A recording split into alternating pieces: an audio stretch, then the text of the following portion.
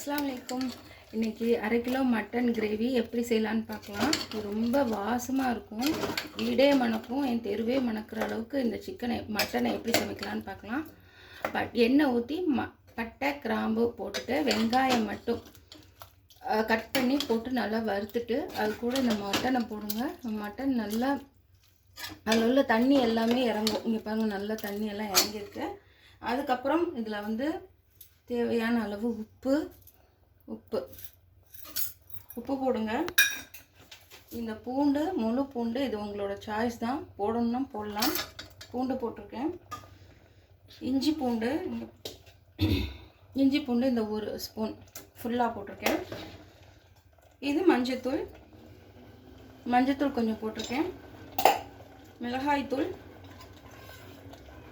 மிளகாய்த்தூள் கொஞ்சமாக போட்டிருக்கோம். அப்புறம் இதுதான் வந்து சீக்ரெட் மசாலா. இதுதான் சீக்ரெட் மசாலா, மட்டன் மசாலா. இது வீட்டில் செஞ்சது. இது 1 ஸ்பூன், 1.5 ஸ்பூன் போடுறேன். அவ்வளோதான். கிரேவி ரொம்ப சூப்பராக இருக்கும். கிரேவி நல்லா தண்ணியாக வரும், திக்காகவும் வரும். உங்கள் இஷ்டத்துக்கு எப்படி வேணாலும் அது வச்சுக்கலாம். இதை நல்லா வறுத்துட்டு இதில் தண்ணியை ஊற்றி நீங்கள் கொதிக்க வச்சு உங்களோட டேஸ்ட்டில் மட்டன் எவ்வளோ வேணுமோ அந்த அளவுக்கு நீங்கள் செஞ்சுக்கலாம். இதை செஞ்சு பார்த்துட்டு கமெண்ட் பண்ணுங்கள்.